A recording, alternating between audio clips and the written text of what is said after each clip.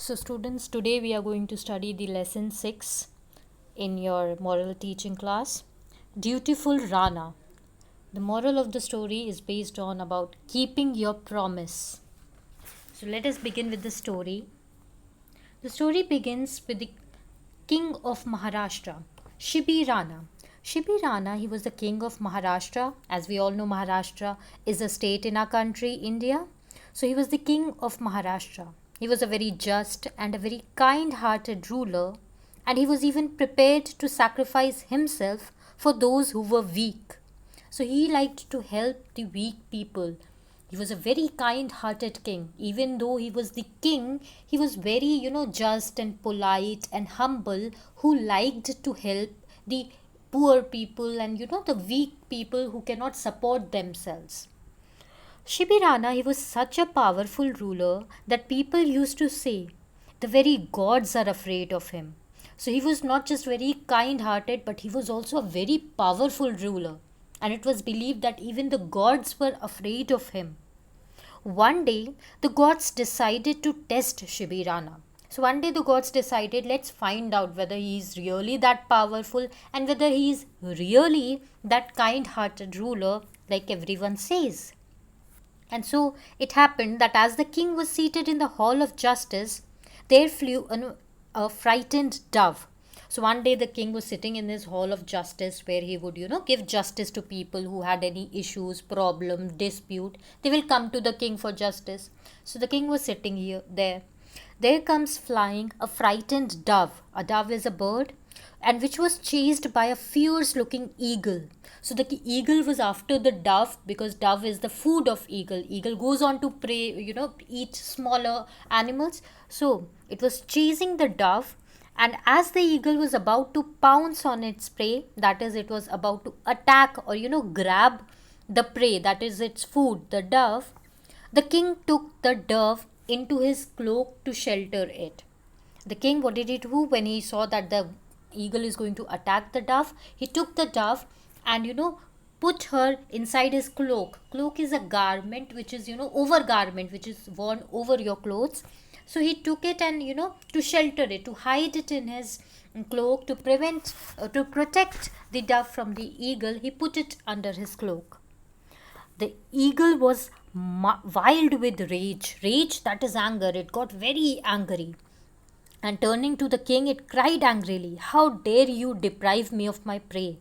So the eagle says to the king, how dare you deprive? How can you prevent me from having my prey? That is my food. How can you take the dove away and not let me have my food? The king says, I dare because I am the king of this region and my work is to protect the weak. So the king says, I am the king of this region and this is my duty to protect the weak people, the weak section.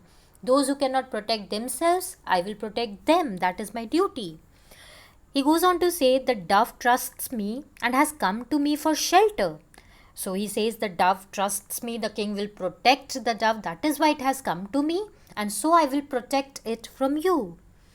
Shall I then betray the trust? So he says that if it trusts me enough that I will save it, then why should I break that trust? I am going to protect it. Then the eagle says, you saved the dove and starve me of my food. Is this your idea of justice? Asked the predator. Who is the predator? The eagle, the one that attacks the prey. Prey is the food on which the smaller animal, on which the larger animal feeds off, and the larger animal is known as the predator. The one that attacks is the predator, onto which it attacks is the prey.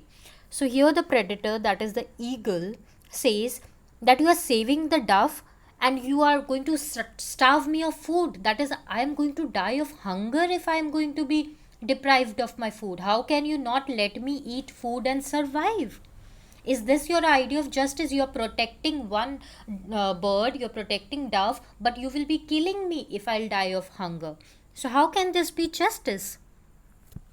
So the king says, my friend, if it is food you need, then I am ready to give you an equal quantity of any other food you name, said the king. So the king says, okay, you are hungry, you want food, so do not kill the dove. I will give you something else to food. You tell me what is it that you want to eat.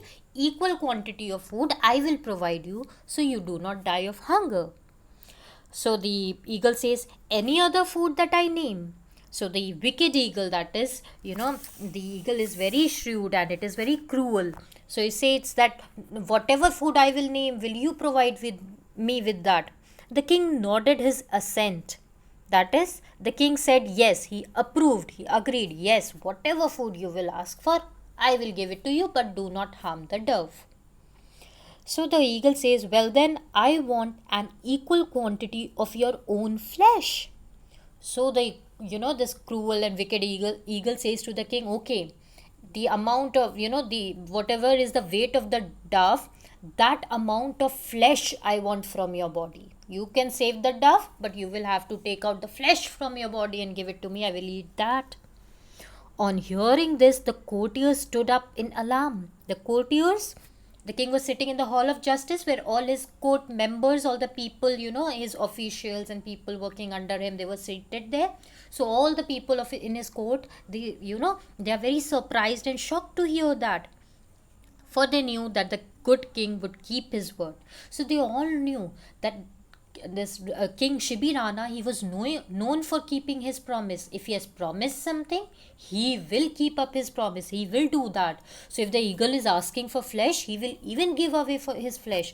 So the eagle should not ask for it. So the courtiers, they really got alarmed. They were shocked to hear so. Then what happens? The king says, my flesh you shall have. So like the king was famous for keeping up his promise, he says, okay, you want my flesh, you will have it. He says very calmly. Then turning to his courtiers, that is all his court members, he ordered, bring the scale, that is, the weighing machine. Bring the weighing machine. The dove shall be weighed against my own flesh, and that flesh will be the eagle's food. So he said, bring the weighing machine, we will weigh the dove on one hand, and on the other side, that amount of flesh I will cut off from my body, and equal amount of weight of flesh I will place it, and that will be the eagle's food. The eagle then said, I have one more condition. The flesh shall be taken from only the left side of the body. So the eagle says, I will take flesh, but only from the left side of your body, not from your right side. I agree to this condition. The king said, okay, fine, no problem. The excitement in the court increased. Now everybody really got excited. Now what is going to happen? As this horrible act of weighing the bird against the king's flesh was being carried out. So there was activity increased in the court. Everyone got excited. What is happening? As this began the process of weighing the king's flesh against the weight of the dove. Now strangely enough, the bird began to weigh more and more, and the two weights could not be made equal. So as you can see in this picture also, that there is this weighing machine brought here to weigh this weight against the bird. Now what was seen, that very strange. Ideally the weight remains fixed. Whatever be the weight of the bird, say if it was half kg, 1 kg, then it should have been remained that.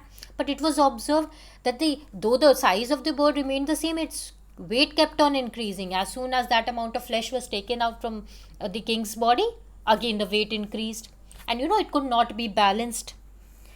So now when this continued to happen, then the eagle saw a tear roll down the left eye of the king. So when the balance was not coming, the bird was weighing more and the king was not able to balance that weight, and the king had promised, I will give you an equal amount of flesh.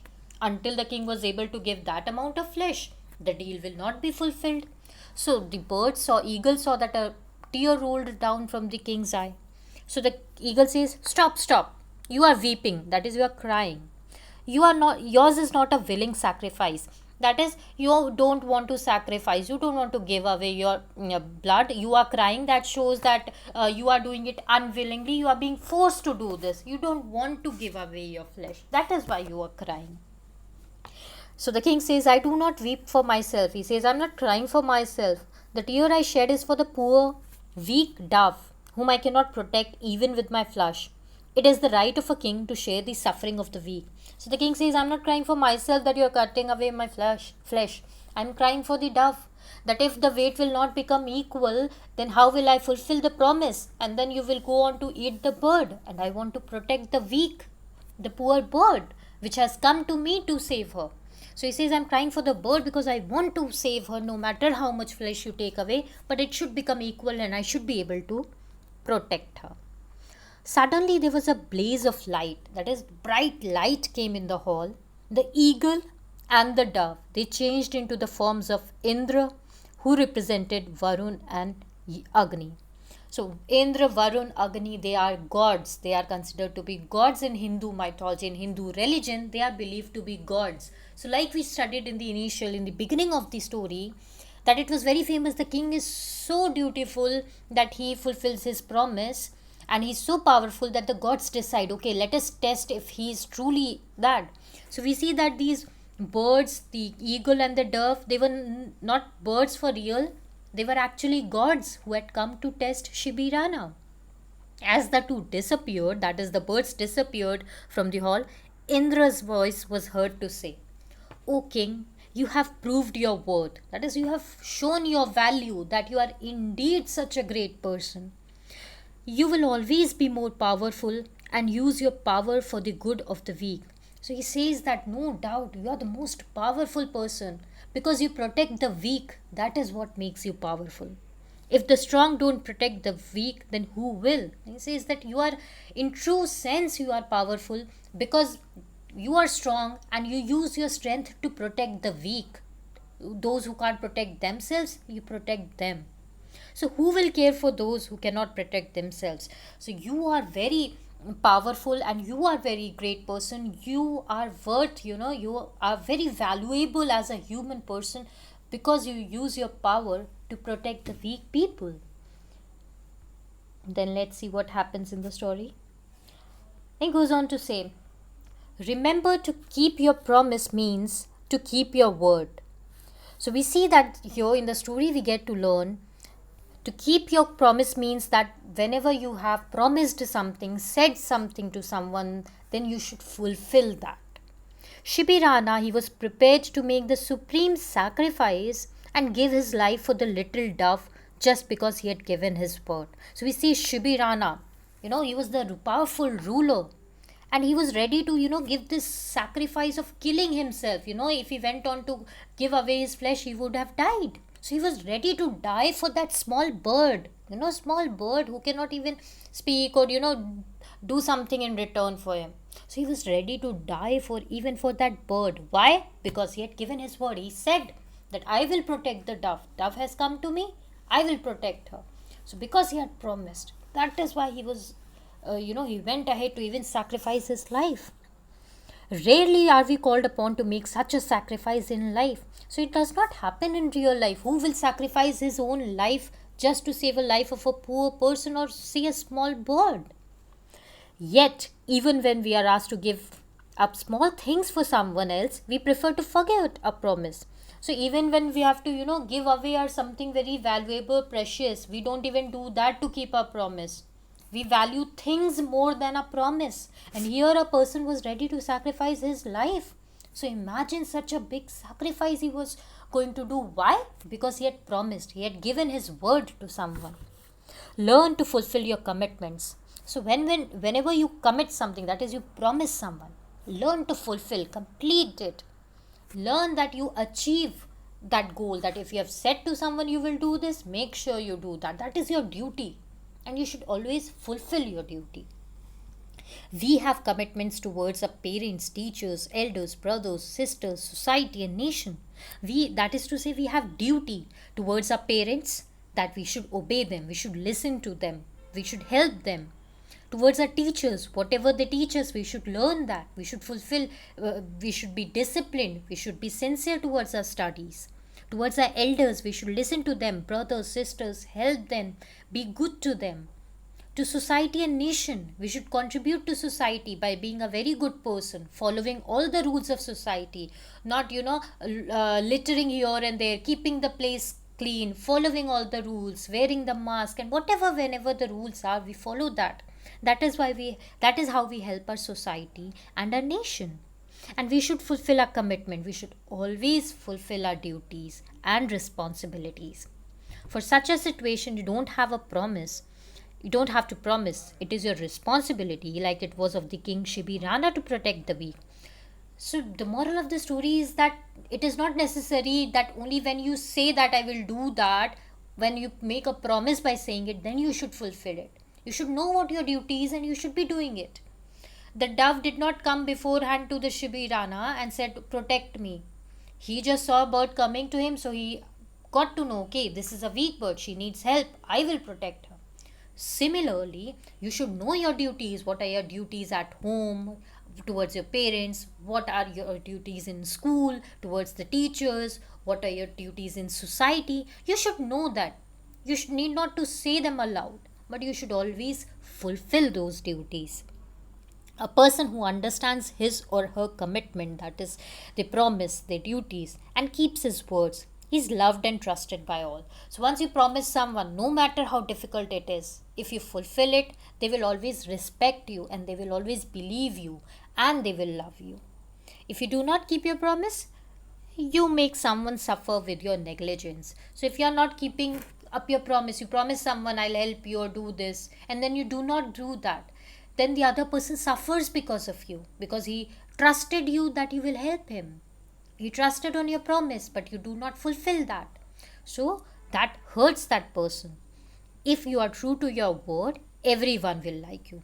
So if you have promised, or if there is some duty you should be doing towards someone, then you should do it. If you do not do that, then you are doing wrong. So always keep your promise and commitment, fulfill your responsibilities and duty, no matter how difficult and demanding the sacrifice it may be. No matter how difficult it is, you should always fulfill your promise and your duties. Like your exams approaching, as a student, your duty is to really work hard, study, complete all the work. So no matter how hard work it requires, your concentration it requires, you must fulfill your duties. This is the moral that we derive from this lesson.